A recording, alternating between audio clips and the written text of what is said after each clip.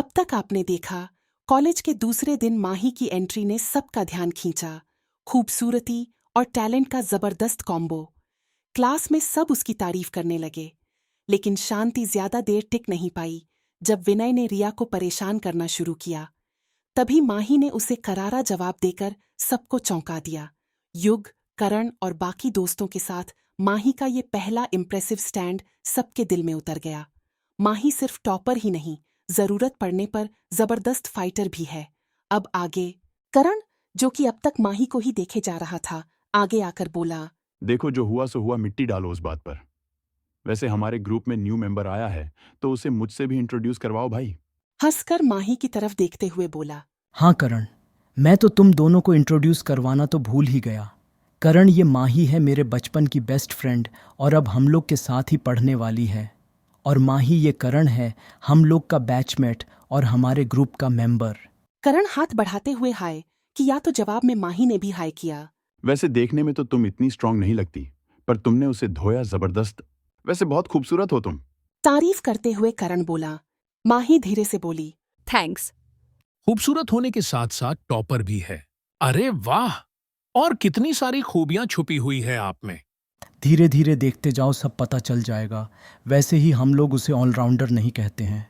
अरे बताओ बताओ, हमें भी बताओ क्या क्या खूबियां हैं। माही खाना बहुत टेस्टी बनाती है। रिया हंसते हुए बोली तो माही चौंक गई। अरे आपको कैसे पता चला? फिर उसने युग की तरफ देखा, जो सिर नीचे किए हुए धीरे धीरे मुस्कुरा रहा था। ओह, तो आपने बताया है। ओह, तो आपने बताया है। अब बताने की कृपा करेंगे कि मेरे बारे में और क्या क्या सब अफवाह फैला रहे हैं आप। नकली गुस्सा दिखाते हुए माही बोली। विकी, जो कि खाने पीने का शौकीन था, बोला, अरे माही, चलो छोड़ो ना उसे। अभी तो तुम यह बताओ कि हम लोग को कब खिला रही हो अपने हाथों का बना हुआ खाना। माही मुस्कुराते हुए बोली। जब आप लोग कहें। अच्छा चलो, इसी संडे को तुम हम लोग को अपने हाथ से बना हुआ खाना खिलाओगी, ये डन रहा। उसने अपनी तरफ से प्रोग्राम भी फिक्स कर दिया तो सब हंस पड़े। ठीक है, इस संडे को आप लोग का रात का डिनर हमारे यहाँ डन। माही भी मुस्कुराते हुए बोली। इधर सब बातें करने में लगे थे, वहीं करण तो बस माही को ही देखे जा रहा था। उसके मन में माही के लिए फीलिंग्स जग रही थीं। इसी तरह एक दूसरे के साथ हंसते मुस्कुराते हुए ये सप्ताह निकल गया और संडे का दिन आ गया। माँ, आज हमारे कुछ दोस्त रात के खाने पर आना चाहते हैं। हाँ बेटा, युग ने बताया था। आओ चलो, हम लोग मिलकर तैयारी कर लें। नहीं माँ, आप आराम कीजिए, हम सब कुछ कर लेंगे। वंदना जी नहीं मानी। फिर दोनों मिलकर रात के खाने की तैयारी करने लगे। सारे दोस्त आ चुके थे। सबने एक साथ मिलकर काफी मस्ती की। फिर सबने मिलकर खाना खाया। वाह माही, तुम तो सच में बहुत अच्छा खाना बनाती हो। ये सारा खाना मैंने अकेले नहीं बनाया है, बल्कि माँ के साथ मिलकर बनाया है। वाह आंटी, इतना टेस्टी खाना खाकर मजा आ गया। वहाँ हॉस्टल में कहाँ इतना टेस्टी खाना मिलता है। तो तुम्हारा जब भी घर का खाना खाने का मन करे तू आ जाया करना। करण मुस्कुराकर माही की तरफ देखते हुए बोला। ठीक है आंटी, मैं जरूर आऊंगा। हाँ, और हम लोग भी आ जाएंगे। युग हंसते हुए बोला। भुक्खर कहीं का। आई थिंक अब हमें घर चलना चाहिए। हाँ, काफी लेट हो चुकी है, तो अब हम लोग निकलते हैं। जब वह लोग निकलने लगे तब माही ने वंदना जी से कहा। माँ, काफी रात हो चुकी है, रिया अकेले कैसे हॉस्टल जाएगी? क्या आज उसे हम अपने साथ रोक लें? हाँ क्यों नहीं। रिया, आप आज रुक जाइए, कल हम लोग साथ में कॉलेज चलेंगे। पर माही, मैं यहाँ कैसे रुक सकती हूँ? अरे रुक जाइए ना, सबको अच्छा लगेगा। सबको शब्द पर जोर देते हुए बोली। युग भी आंखों ही आंखों में रिया को रुकने के लिए रिक्वेस्ट कर रहा था। रिया रुकने को मान गई। इधर विक्की और नेहा युग के इशारेबाजी को देखकर मुस्कुरा दिए। इसके बाद वे लोग भी घर के लिए निकल गए। नेहा विक्की के साथ उसकी गाड़ी से निकल गई। वही करण अपनी बाइक से हॉस्टल की ओर निकल गया। अब माही रिया को लेकर अपने कमरे में चली गई। ठीक है बेटा, जाइए और आराम कीजिए। ठीक है माँ। उन दोनों के पीछे पीछे युग भी उसके कमरे में आ गया। माही उसको देखकर उसका कान पकड़ते हुए बोली। ये नीचे क्या इशाराबाजी चल रहा था?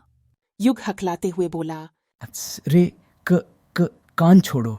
एक तो मैं तुम्हें थैंक यू बोलने आया था और तुम हो कि मेरा कान खींच रही हो। रिया भी इधर उधर देखने लगी। अच्छा ठीक है। इसके बाद वे तीनों बातें करने लगे। कुछ देर के बाद उन दोनों को अकेले छोड़ने के गरज से माही बोली। हम कॉफी बनाकर लाते हैं। कहकर नीचे चली गई। उसके जाते ही युग रिया को पीछे से पकड़कर उसके कंधे पर अपना सर रखते हुए धीरे से बोला। रिया, आज मैं बहुत खुश हूँ। कोई खास बात है क्या? आज तुम पहली बार मेरे घर आई हो। रिया शर्माते हुए बोली। तो आज से पहले तुमने बुलाया भी तो नहीं।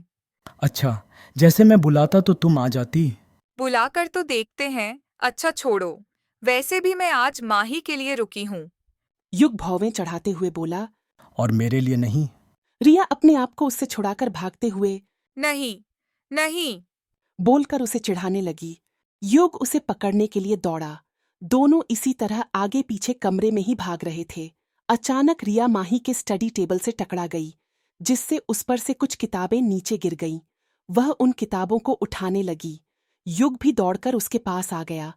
अचानक रिया को उन किताबों के बीच माही की डायरी दिखाई दिया। अरे माही की डायरी! उछलते हुए बोली। युग, चलो ना हम इसे पढ़ते हैं। नहीं रिया, किसी और की डायरी पढ़ना गलत बात है। अरे पढ़ने दो ना। रिया ने जैसे ही डायरी का पहला पेज पलटा तो उसमें से एक तस्वीर नीचे गिर गई। युग ने उसे उठाया। अरे, ये तो कार्तिक भाई हैं। रिया ने भी उस तस्वीर को देखा तो बोली। भाई की तस्वीर, यानी कि माही के मन में उनके लिए कुछ फीलिंग्स है। पर तुमने तो कहा था कि भाई ने जब उसे एक्सेप्ट करने से मना किया था तब वो भी इसके लिए तैयार हो गई थी। फिर ये क्या है? उसकी समझ में कुछ नहीं आ रहा था। युग भी अचरज में पड़ गया। हाँ, तो माही ने खुद ही भाई को इस रिश्ते से आज़ाद किया था। वो तो मैं बस अपनी तरफ से ही कोशिश कर रहा था उनको एक करने के लिए। कुछ तो है जो माही हम सब से छुपाई है। और वह क्या है, यह तो इस डायरी को पढ़ने पर ही पता चलेगा। पर हम इसे पढ़ेंगे कब? माही तो बस आ ही रही होगी कॉफी लेकर। रिया कुछ सोचते हुए बोली। तुम माही को फोन करके बोलो कि हम लोग कुछ टाइम अकेले स्पेंड करना चाहते हैं, सो हम तुम्हारे रूम में जा रहे हैं। और उसने माही को फोन कर रिया को अपने रूम में ले जाने के बाद बोला। यह सुनकर माही हंसती हुई बोली। अच्छा ठीक है, पर ज्यादा देर नहीं, कहीं माँ जग ना जाए। रिया डायरी लेकर युग के साथ उसके रूम में आ गई। वे दोनों अब डायरी पलटना शुरू किए। पहले पेज पर बहुत सुंदर अक्षरों में मेरी शादी लिखकर फिर उसे काट कर अधूरी शादी लिखा गया था। माही अब सभी दोस्तों की पसंद बन चुकी है। करण की नजरों में उसके लिए कुछ खास एहसास जगने लगे हैं। संडे को सब दोस्त माही के घर डिनर पर आते हैं और खूब मस्ती करते हैं। लेकिन असली ट्विस्ट तब आता है जब रिया माही की डायरी पढ़ती है। पहले पेज पर लिखा होता है मेरी शादी, जिसे काट कर लिखा गया है अधूरी शादी, और डायरी से निकलती है एक तस्वीर कार्तिक की। क्या माही अब भी कार्तिक को प्यार करती है? ये बात उसने सबसे क्यों छुपाई? डायरी का हर पन्ना खोलेगा माही की अधूरी कहानी का राज। जानने के लिए देखिए अधूरी शादी एपिसोड 11।